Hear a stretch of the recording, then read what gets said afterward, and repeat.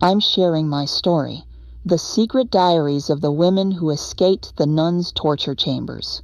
It's a journey of survival, and I'm honored to be your guide through it. My name is Sarah, and I'm one of the few who managed to escape the clutches of the Catholic Church's darkest secret. You see, I grew up in a world where nuns were revered as figures of authority and safety.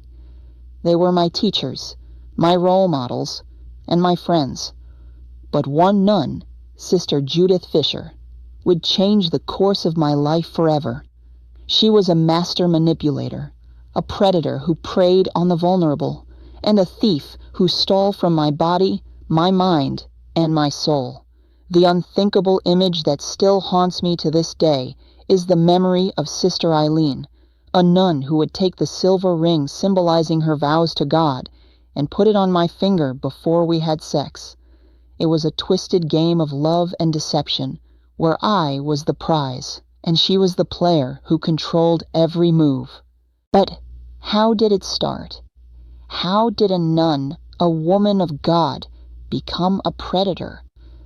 The answer lies in the grooming, a subtle process of manipulation that would make me believe I was special, that I was loved. She would give me gifts, attention, and affection, making me feel seen and heard. And I was just 13 years old.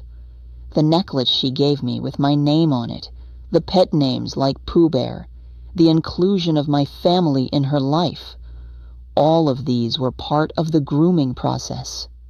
She wasn't just seducing me. She was assimilating my entire world, and I was powerless to resist. As the abuse continued, I found myself living a double life. I was a normal teenager, attending school, seeing my friends, and living with my family. But at the same time, I was leading a secret life with Sister Judith, a life that was filled with sex, lies, and deceit. The most twisted part of this story is how she wove my own mother into the fantasy. My mom got close to the principal, Sister Ruth, and we became a foursome. On trips, my mom would sleep in one bed, Sister Ruth in another, and Sister Judith and I would sleep in the beds between them, holding hands across the aisle while they slept. She described it to me as God's love, but the truth was far from it. This was a game of control, a game of power, and a game of survival, and I was just a pawn in her game. When my parents finally discovered the truth, they were shocked and horrified. They found a Winnie the Pooh calendar I kept under my mattress, detailing the abuse and the lies. But the church's response was far from what I expected. The Monsignor asked my dad not to bring a scandal to the parish, to keep quiet, and to protect the church's reputation. The push was for me to stop seeing Sister Judith, but I was brainwashed. I started lying, creating alibis, fighting against my own parents just so I could meet her. I defended her, truly believing she loved me. And that's when the lifelong damage began. This wasn't just abuse. It was a spiritual rape. It branded me for life, coloring everything I saw, every experience I had. It ruined my high school years, led me to alcohol and drugs, and I even tried to kill myself. Once in high school, once in college. It took me 42 years to break free from the chains of the abuse. It took a therapist to finally break through, to make me see the truth. And when I came forward, the church's response was sterile, a letter that denied any wrongdoing and offered empty apologies. But I'm not here to ask for justice. I'm here to speak for the silent. I'm here to share my story, to make sure that no one else has to go through what I went through. And I'm not alone. There are countless others out there, survivors who have been silenced, who have been hidden, and who have been betrayed. We are the wounds that the church wants to bury, the secrets they want to keep hidden. But we're not going to be silenced anymore.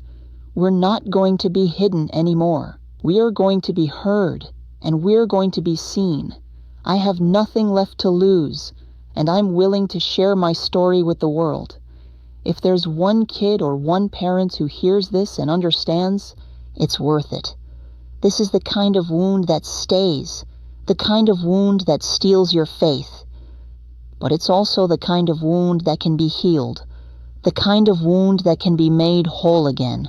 And that's why I'm telling my story. That's why I'm speaking out. I'm not just speaking for myself. I'm speaking for all of us, for all the survivors who have been silenced, who have been hidden, and who have been betrayed. We are the voices that will not be silenced, the voices that will not be hidden, and we will be heard. In this section, we'll explore the web of deceit that surrounded me, making it even harder to escape the clutches of Sister Judith. I've often wondered how she managed to manipulate people's perceptions, creating a shield of protection around herself. One key figure who played a significant role in enabling her behavior was Sister Ruth. She was the principal of my middle school and became close friends with my mother.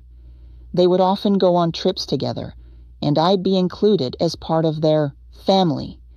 Sister Ruth seemed like a kind and caring person, but in hindsight, it's clear she was either oblivious or complicit in Sister Judith's abuse. Sister Judith would often use her charm and charisma to win people over, making it difficult for anyone to suspect her true intentions. She'd invite my family over for dinner, and we'd spend hours talking about God and spirituality. It was like she was trying to brainwash us, making us believe that her behavior was normal and acceptable. But the most shocking part was how she would manipulate the truth to suit her needs. She'd tell my parents that I was just being sensitive, or that I was overreacting when they tried to intervene. She'd make me feel like I was the one who was flawed, not her. As I look back, I realized that the church's culture of silence and secrecy played a significant role in enabling this abuse. They would often sweep these incidents under the rug, using their power and influence to silence victims and protect perpetrators. It's a system that's designed to maintain control and power, rather than to protect and care for its members. But I'm not just a victim. I'm a survivor, and I'm speaking out today because I want to expose the truth and bring justice to those who have been hurt. I want to create a world where children and adults alike can feel safe and supported, without fear of being silenced or ignored. As I continue to share my story, I hope that you'll join me in demanding accountability from the church and its leaders. We need to create a culture of transparency and honesty, where survivors are believed and supported, not shamed and silenced. In the next section, we'll explore the aftermath of my abuse and the lifelong damage it caused. But for now, I want to leave you with a question. What would happen if we were to create a world where children and adults alike could feel safe and supported without fear of being silenced or ignored? Here is the 300-word script for the Breaking Free section. I'll never forget the day I discovered the truth about Sister Eileen. It was like a veil had been lifted from my eyes, and I saw everything with a clarity I'd never experienced before. The memories of our secret nights, the stolen glances, the whispered lies, it all came flooding back, and I felt like I was drowning in a sea of shame and guilt.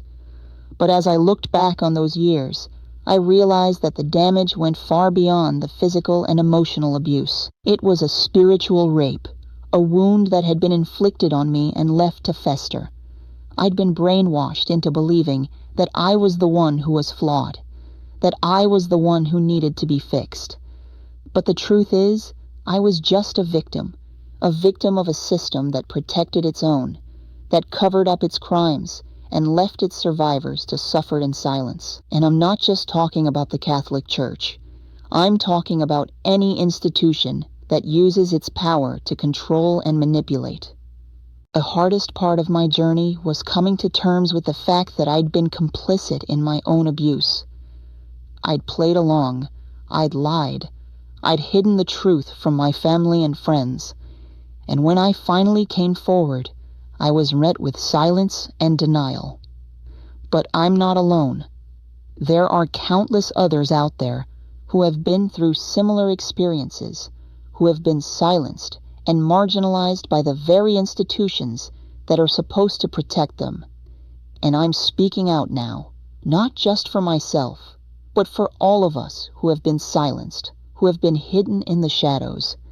It's time for us to break free from the chains of shame and guilt, to speak our truth and demand justice. It's time for the world to hear our stories, to listen to our voices, and to take action to prevent this kind of abuse from happening again. We are not alone, and we will not be silenced.